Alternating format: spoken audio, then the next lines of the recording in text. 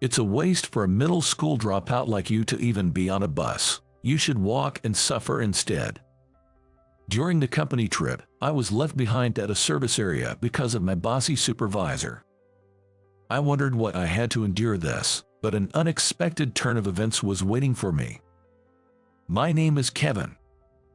I lost my parents in a traffic accident when I was in elementary school. It was my grandparents who took me in while I was grieving. Thanks to them, I was able to overcome the sadness of losing my parents. We weren't a wealthy family, but I had happy days. My grandfather used to say, "People should help each other to live. Kevin, you should become someone who can help others." I've always kept that in mind. In high school, a significant incident occurred. A classmate named Michael was harassing another student named James. The harassment escalated daily, and James became increasingly dispirited. I wasn't close to James at the time, but I wanted to do something for him. I thought it was time to help someone, just as my grandfather had taught me. One day, seeing Michael hurling insults at James, I intervened, saying, "Stop it, that's way too much." Michael was momentarily surprised, but quickly became confrontational. "What's it to you? Mind your own business." "It's normal to stop someone who's being cruel," I retorted. Playing the hero, annoying, he sneered. Michael left with a click of his tongue. James thanked me, and I thought that would be the end of it, but I was wrong. Michael shifted his target to me. "So you want to protect James? Then you should be the sacrifice, Mr. Hero." He started to mock me relentlessly. Especially after he found out I had no parents and was living with my grandparents, it got worse. He even ridiculed the packed lunch my grandmother made for me, saying, "That is a plain packed lunch. Can't your grandma make anything better?" Sure, my packed lunch had more traditional dishes, but I liked it. More than anything, I couldn't stand him speaking ill of my family. I ignored him, thinking it a waste of time to engage, but the stress gradually built up. One day, as usual, Michael picked on my packed lunch. "Eating trash again. You should just cut tie with your grandma who can only make that kind of lunch." Hearing that, I reached my limit. There's no way one should speak like that. Before I knew it, I had grabbed a water bottle nearby and thrown it at Michael. Whoa, Michael dodged skillfully, so the bottle hit the window instead. The glass shattered with a loud noise. I was burning up and breathing heavily. What happened? Attracted by the noise, our teacher, Mr. William, came into the classroom. What followed was a flurry of cleaning up the broken glass and explaining the situation to Mr. William. After hearing from both Michael and me, Mr. Williams said, "Michael went too far, but Kevin, responding with violence is also wrong." I agreed and apologized quietly. In front of Mr. William, Michael also apologized to me, albeit reluctantly. However, this incident made Mr. William keep a closer eye on me. I was labeled as someone quick to anger. It was an unpleasant experience, but fortunately, the harassment towards James stopped. If James wasn't suffering anymore, I decided to take it as a win. By the time I was a senior in high school and it was time to choose my career path, I decided to work in caregiving. Spending time with my grandparents sparked my interest in working with the elderly. While I did have the option of going to college, my grandparents, John and Margaret, said they would support me going to college if I wanted to, but financially, it was tight, and the incident of breaking the window had sealed the deal, preventing me from getting any college recommendations. Besides, I had no particular desire to go to college and really wanted to ease the burden on my grandparents. I didn't see the need to study for entrance exams just to go to college, so I chose to work instead. Fortunately, I managed to get a job as a care staff member in a reputable nursing home, which seemed to relieve my grandparents. Given that the job was too far to commute from my grandparents' home, I moved out to live on my own upon securing the position. Working in caregiving was more challenging than I expected, both physically and mentally. One of my peers quit within 3 months, which I thought was understandable.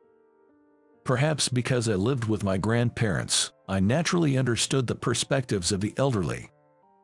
I was able to get along well with the clients and had a good reputation. Even the clients who were said to be difficult would listen to me, so I was appreciated by the other staff members. My direct boss, George, also recognized my work, which led to a pay raise, and I was able to start sending money back to my grandparents.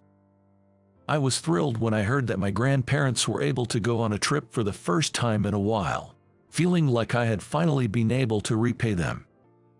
However, one day my boss suddenly changed. George had to quit due to a sudden illness. His replacement was a woman named Linda. I was hoping she would be kind, but that hope was quickly dashed.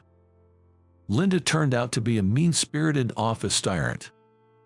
She was rude to her subordinates and especially harsh with her tone.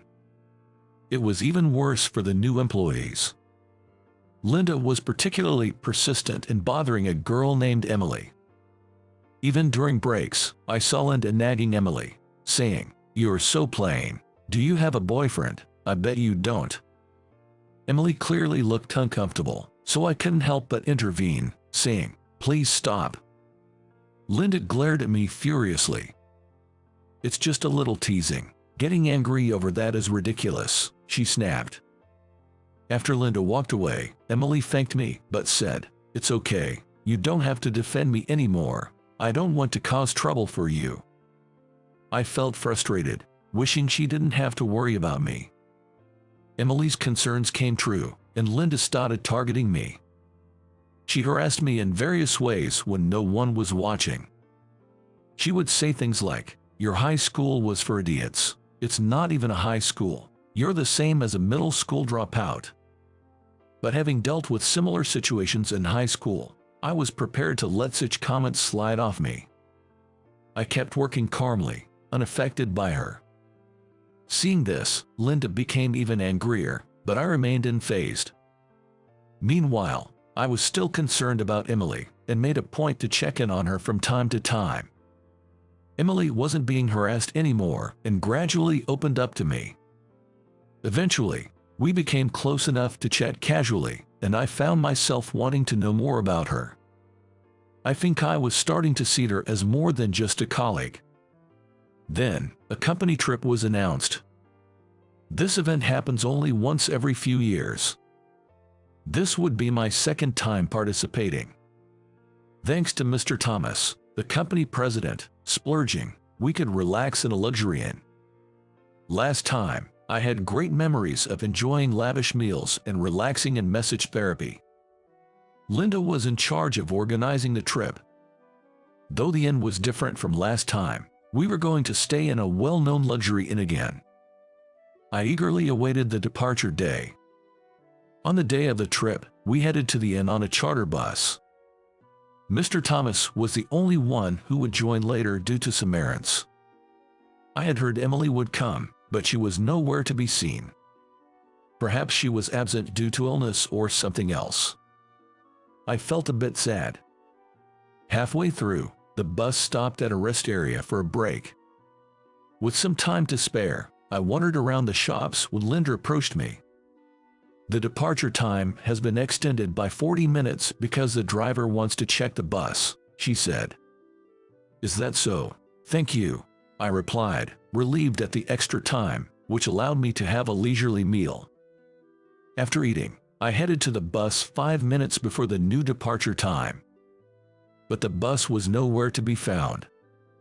I wondered if I had come to the wrong parking spot, but no buses were in sight in the parking lot.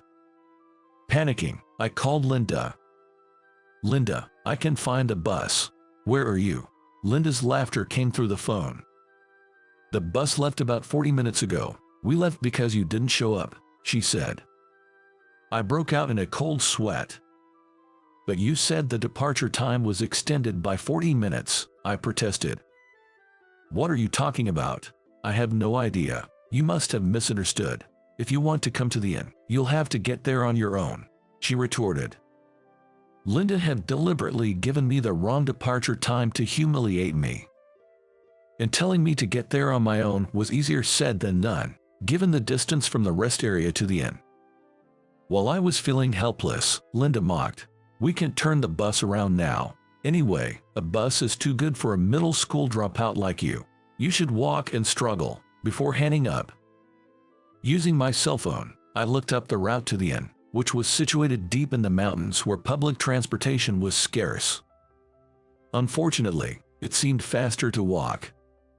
I considered taking a taxi, but it was too expensive. Resigned and frustrated, I decided to walk. I would be exhausted by the time I reached the inn, but at least it was a reputable place. After walking for about 2 hours, I had made my way onto a mountain path. The inn should be close by now. That's when I suddenly spotted an elderly man. He was looking around the ground with a troubled expression, glancing around in all directions. "Is something wrong?" I asked, unable to ignore him. "I can find my cell phone. I must have dropped it around here while I'm picking flowers, but I can't remember the exact spot," he explained. "I'll help you look for it," I offered without hesitation. The elderly man was hesitant, but I assured him, "I'm not in a hurry." Together, we entered the forest and began our search. We thoroughly checked the path he had walked but found nothing. However, he was sure he had it just before starting picking flowers, so it had to be somewhere in the forest. After an hour with no luck, the elderly man said, "I feel bad making you stay any longer. It's okay to stop now," but I reassured him, "Please don't worry about it," and continued the search for the cell phone. An hour later, we finally found it. It was hidden beneath the fallen leaves. The elderly man expressed his gratitude over and over again. Even though searching for the cell phone took some time, it was worth it knowing I had helped him. After that, I walked for another hour and finally arrived at the inn. It had been a full 5 hours since I left the rest area. My clothes were soaked with sweat, and I was covered in mud from the cell phone search. I was eager to clean up in the shower. Upon entering the inn, a woman named Irene, who introduced herself as the proprietress, greeted me. She had the refined air expected of a high-class inn's proprietress. After giving my name, Irene said, "You've had a tough time. I'll show you to your room now," and led me to it. However, the room I was shown to could hardly be called clean by any standard. Although I was told I'd be staying in the newly renovated annex, I found myself in the old wing. Could there have been a mistake with the room assignment? When I mentioned the possibility of a mistake to Irene, she gave me a mean-spirited smile. "Linda specifically requested that you be placed in this room. Linda and I go way back. I couldn't possibly refuse a request from her," she explained. I couldn't believe Linda and Irene were in cahoots. Come to think of it, it was Linda who had decided on this inn. She must have been planning this harassment from the start. I was disgusted by the elaborate extent of the harassment. My fatigue suddenly intensified, weighing heavily on me. "This area is quieter than the new wing, so you should enjoy the peace," Irene said sarcastically before leaving. Dinner time came quickly, and the meal was served. However, it was so simple that it hardly seemed fitting for a luxury inn. Sandwiches were all that was offered. Irene stated, "This is all there is," when she brought the meal. It was nothing like what I had seen on the inn's website beforehand, and although I considered complaining, it felt pointless to protest. Moreover, despite having heard there would be a banquet, there was no sign of being invited at all. Eating alone, I reflected on my life thus far. Despite following my grandfather's advice to be kind to others, it never seemed to pay off. I even doubted my actions, wondering if I should have just kept to myself. I lost all interest in enjoying the massage therapy I had been looking forward to. Though I wasn't explicitly told not to take massage therapy, I doubted it would improve my mood. After taking a bath in the one provided in my room, I quickly crawled into the bed. Regretting my decision to come on this company trip, I fell asleep. The next morning, I was awakened by my phone's alarm. I heard we were going hiking in the nearby mountains, but I expected to be left behind again. As I pondered how to spend my day, someone knocked on my door. Expecting it to be breakfast, I was surprised to hear a deep voice saying, "It's Paul Thomas. May I come in?" The person at the door claimed to be Mr. Thomas. The voice was unmistakably his, but why would he visit the room of a regular employee like me? I let him in, and he immediately apologized. "I'm truly sorry for what happened." I urged him to stop apologizing and asked for an explanation. "Do you have a supervisor named Linda?" I had received complaints about her behavior but lacked concrete evidence to take action. However, I joined this trip intending to gather some proof. I never imagined she would leave you at the rest area. When I arrived at the inn and didn't see you, I confronted Linda, the organizer, who confessed to leaving you behind as a form of harassment. I tried to find you by car but was unsuccessful. I'm sorry for making you walk such a long distance. I must have missed him while searching for the cell phone in the forest. Relaying this to Mr. Thomas seemed to relieve him. I was worried you might have fallen ill somewhere. It's good to see you're safe. I came back as soon as I heard you had arrived at the inn. It was late, so I decided to explain everything in the morning. I apologize for the trouble caused by leaving Linda unchecked. Rest assured, she will be appropriately disciplined soon. Thank you for understanding, I replied, finally feeling a bit of relief. It seemed peace was on the horizon. Just then, Emily appeared, saying, "Excuse me." I was surprised to see her, as I thought she wasn't participating in the trip. But the real shock came next. Emily revealed that she was Mr. Thomas's niece and had been accompanying him on the trip. She had been searching for me along with him. Under direct orders from Mr. Thomas, Emily had acted as a decoy to gather evidence of the harassment. However, because I had intervened to help her, she was removed from Linda's target list, making it difficult to obtain decisive evidence. "I'm sorry, I didn't mean to interfere." When I apologized, Emily quickly waved her hands in dismissal. "No, I was really happy you helped me. Even though I volunteered to be a decoy, it wasn't pleasant, so I appreciated your support." Emily seemed to want to say more, but hesitated and fell silent. "Emily, at a time like this, why don't you honestly express your feelings?" Prompted by Mr. Thomas's words, Emily looked up suddenly. "Ever since you helped me, I've started to see you in a romantic light. I know this might be sudden and perhaps even unwelcome, but..." The idea of inconvenience was far from my mind. I have been interested in Emily as well, so her confession made me happy. When I shared my feelings, Emily blushed but seemed pleased. A sweet atmosphere, like that of a new couple, filled the space between us. "It looks like the issue with Linda is about to be resolved, and my dear niece has found a good man," Mr. Thomas said with a hearty laugh. Just then, another visitor arrived. It was Irene and the elderly man I had met on the mountain path. "Why are you here?" I asked surprisingly. The elderly man expressed his gratitude for finding his cell phone and revealed his true identity. He was Irene's father and the former head of the inn. Now, he only helped out occasionally but came to apologize for Irene's misdeeds. "I've caused you terrible trouble. You were supposed to check out tomorrow, but please stay until the day after. There will be no extra charge, and we'll ensure you receive proper service. And Irene, you must apologize as well," he sternly told Irene, who then apologized with a remorseful look. "Please accept my sincerest apologies."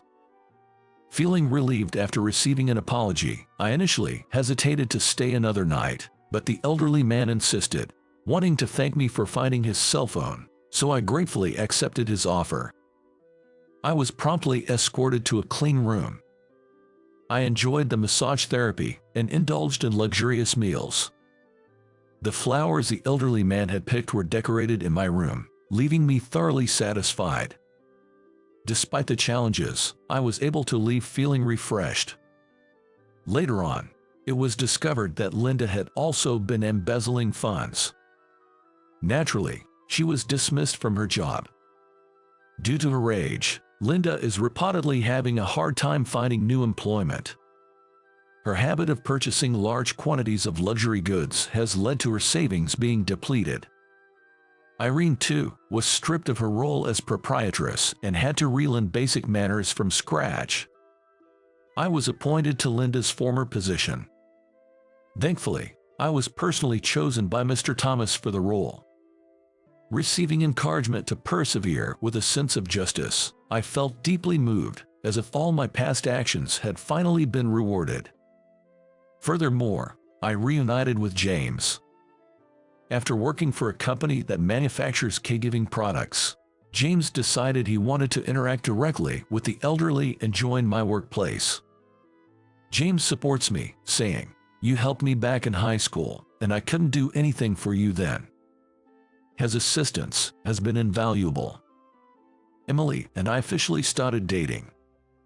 Mr. Thomas even mentioned, "You might become part of our family someday. With a good person like you, I feel reassured." Our relationship has been progressing smoothly, and I've been contemplating proposing to Emily recently. The day we become a family seems near. Upon marriage, I'm committed to building the happiest home possible.